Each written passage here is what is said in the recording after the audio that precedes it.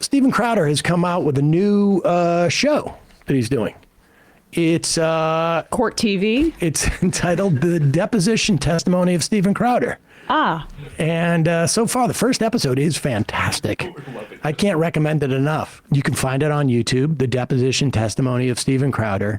He dispenses with the bells and whistles, and it's just him being probably honest, talking directly into camera and being asked questions about his willingness to just sort of put any slop on his show if it furthers a narrative that in some way seems to dull the impact against Nazis and increases sort of like a suspicion of brown people. He was sued because he misidentified a man as the Allen, Texas shooter. You'll recall that shooting took place, when was it? In May of 2023. A little under 2 years ago. And Crowder was very, very excited because he was like, nobody has the guts to show this picture of the shooter, but I'm going to do it. Because I've got it from, I've picked up this picture from, the name of the outlet was Africa Today. Africa Today, that's right. Oh, Today Africa. Today I'm Africa. sorry. Oh, not to be associated with Nude Africa, yes, right? Yes, separate. Okay. Today Africa. And Crowder, instead of thinking like, I wonder why people aren't showing this picture, is it possible that it hasn't been verified as the actual shooter? Or is it because the left-wing media wants to censor everybody? Well, it turns out that it was actually that it hadn't been verified. But here's Crowder being asked about that in his deposition under that suit, which apparently Crowder has subsequently has settled. And I imagine that means he paid out money. It's been a rough year for Crowder in terms of paying out money, I would imagine. Being aware of divorce, and I would imagine, Crowder. Well, okay. All right, I'm going to show you an excerpt that I want to ask you some questions about from your May 8th show. So let's play that now. Who the shooter was first. Okay. So you're going to hear the media give you some reports. A lot of what they say is bullshit. All right. Shooter was a 33-year-old Hispanic male. His name was Mauricio Garcia. Mauricio Garcia. Now, the reason that we are pulling this, and you're asking yourself because we make the references available, we're pulling this from Today News Africa, is because it's the only news outfit showing you the shooter's face. You won't find his face in, here you go, NBC, Wall Street Journal, CNN, CBS, Washington Post. They want to tell you that he was a white supremacist, yes, and not see his very Hispanic-looking face. Right, and a second ago, I actually signaled you because CNN had that lower kind of chyron. Pause it for 1 second. Now, this guy, wasn't this guy, Garcia, didn't he have like all sorts of Nazi tattoos on him? Yes. And right, Death Squad. Had written a bunch of Nazi stuff. And we played a clip of this great episode of Deposition Testimony of Steven Crowder. And you don't have to be a Mug Club member to see this. This is actually, he put out, I don't know if he put it out, but it was released publicly. Where Crowder had a tough time acknowledging this guy was a neo-Nazi. Now, of course, look, we know that right-wing sort of white nationalists or white supremacists or Nazis can be really, they don't necessarily have to be white Europeans. I mean, fascists come in all different stripes. And even amongst the Nazis, you're not going to believe this, but there was probably, the Nazis did not like gay people. Mm-hmm. But you're not going to believe this, but there was probably some gay people who were Nazis. And the reason why other Nazis are okay sometimes with like having non-white Nazis is because then they get to say, hey, we're not white supremacists. Right. Look at our friend here. The cultural exchange of international fascism is fascinating because, Vicky Palladino, an NYC council person who's like 70 years old, shared a meme about throwing socialists out of helicopters, sort of like a Pinochet appreciation sort of thing. And it's interesting because a lot of these sort of like Proud Boy, which I think Palladino might be. Oh, incidentally, when you say Proud Boy, you're not allowed to use that anymore because they just lost the lawsuit, and the black church that they harassed apparently now owns the words Proud Boy. So it doesn't mean what you think it does anymore. Yeah, the little boys talk about formerly that. known as Proud Boys. They always show like the helicopter meme in sort of silhouette because I don't think they're ready to understand that the people throwing people at helicopters were darker complexioned than they're usually willing to invite into the clubhouse to be Nazis. But this was the shooter that I confronted Tim Pool about. He was also subjected to this, and it seems that he settled prior to having to do a Tim deposition. Pool's lawyer was smart enough to say, hey, man, you should settle before the deposition because you are dead to rights on this. Undoubtedly, Crowder did not listen to a lawyer or pick the wrong one because Crowder sometimes is a little more full of himself, or maybe he was just trying to impress his dad. So cash flow might not be as easy as it was for Tim Pool after the big con sort of fallout. Oh, that's true too. That's true too. Anyways, here's Steven Crowder. Back to this episode of deposition testimony of Steven Crowder, and I love the way they did this picture-in-picture thing. You can see Steven Crowder giving the deposition in the corner, and then having to force him to watch his own show. That must be extremely painful. We love reaction shots. Right, and a second ago, I actually signaled you because CNN had that lower kind of chyron that said basically that this person was influenced by white supremacy. That's the headline that they're running with right now, over. Yeah. To make sure they drill it in. Because it's true, idiot. Okay, my first question is, in the lead up to that show, you had been reviewing a lot of media coverage about the shooting. Objection 4. Yes. Okay. And that review of the media coverage showed that Today News Africa was the only news outfit purporting to show a picture of the shooter's face. Correct? Can you repeat the question? Yeah, sure. That review of media coverage, that showed that Today News Africa was the only news outfit purported to show the shooter's face. No. Okay. So when you said we're pulling this from Today News Africa, it's because it's the only news outfit showing you the shooter's face. That wasn't accurate. Sorry, what was the last part of that question? That wasn't accurate, what you said in the video. What I was saying was it was the only place currently with an article including the image of the shooter. Yeah. Okay. At that moment in time, as I believed it. Right. So when you were making that broadcast, your review of media had shown you that Today News Africa was the only news outfit doing that, showing a purported picture of the shooter's face. No. Okay. I'm a little confused because I thought... Pause it for a second. Now, it's unclear here if Crowder just doesn't understand how the questions are being asked of him or if he's being purposely evasive.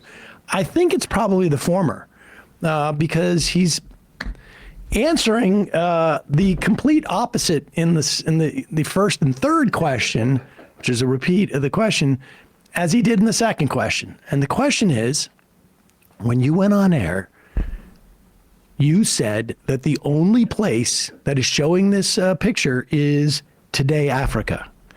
So I'm asking you, had you surveyed media beforehand and found that the only place showing this picture was Today Africa? Go ahead. Let's see if Crowder can get this. Today News Africa was the only news outfit doing that, showing a purported picture of the shooter's face. No. Okay. I'm a little confused because I thought what you had just said was that at that time, that's why you said that. It's the only news outfit showing you the shooter's face. Is that right or is that not right? No, it was the only place at that moment in time with an active article, including that image. Of course, there were many other places that had carried it or social media. So at that moment in time, That image. because it was a White House press credentialed reporter. Well, no, that's all I'm asking about is that moment in time. And that they're the only news outfit purporting to show the shooter's face. We can agree with that. I don't. Can you tell me the news outfits that at that moment in time were showing the shooter's face? Fascists on Twitter. No, it'd be difficult to remember. It was everywhere on social media and different articles. So. Well, look, I understand it was on social. I know what he's saying. Yep. He's saying he saw a bunch of his Nazi followers posting this image without any active article, as he likes to say it. So he saw it on social media. That's what he's being obtuse about. Exactly. Yes, all his Nazi friends were reporting it. Reposting it. And they're weird like blogs that no one else no one knows what this Today News Africa site is except Probably AI generated or it's something. It's probably an aggregator or some far right blog. And so he can say social media, or maybe Tim Pool did it first. Who knows what the sequence is? So he's referring to a White House credentialed reporter, which was Simon Atiba, this Today News Africa reporter, who was repeatedly asking right-wing framed questions in the White House press briefing room and has been a Tucker Carlson guest before. So he's kind of trying to burnish the reputation of Atiba, even though Atiba obviously was named in this lawsuit too because he was the one who published the photo. Right. But it's also exactly so right. He was engaging in this as well. But this is why it's so interesting.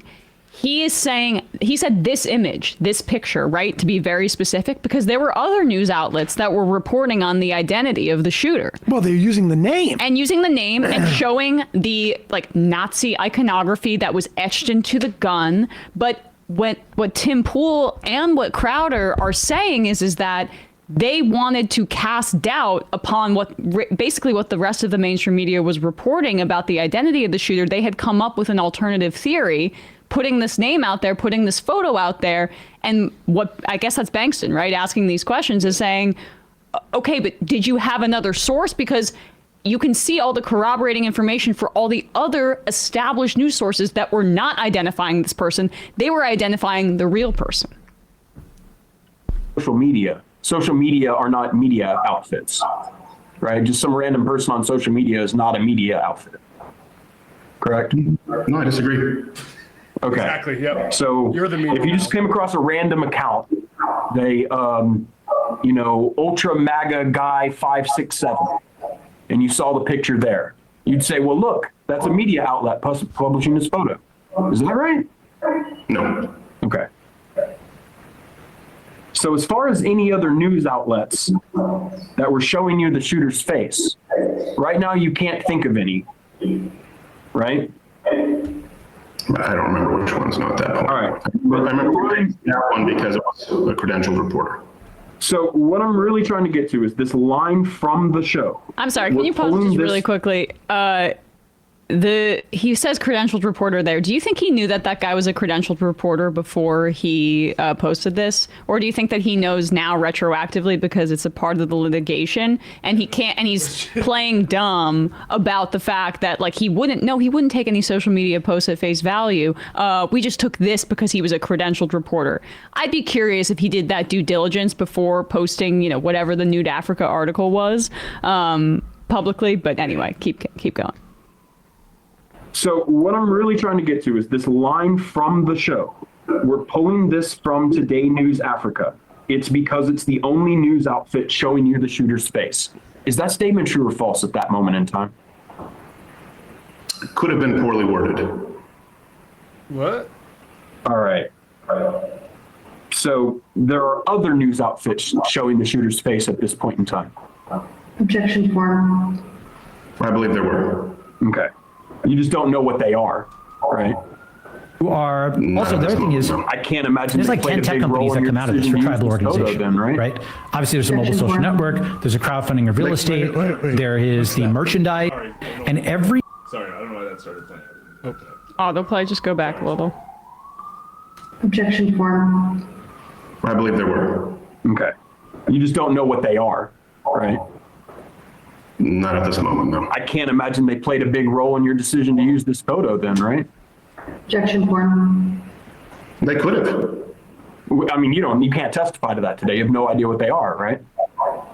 Objection 4. They could have.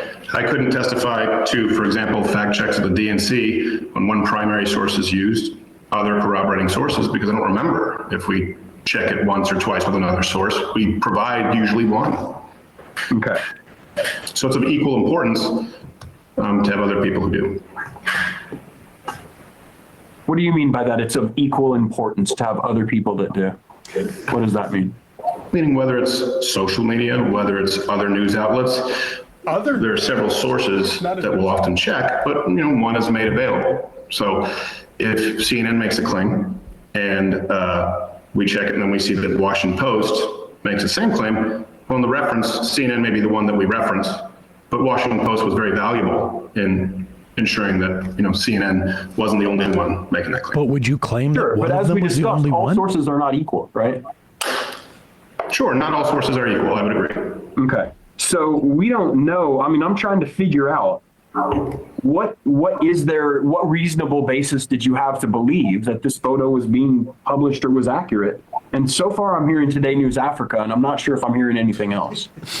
Oh, no, that's not the reason I believe it was accurate. I believe that everything else mentioned in the clip you even just showed was correct.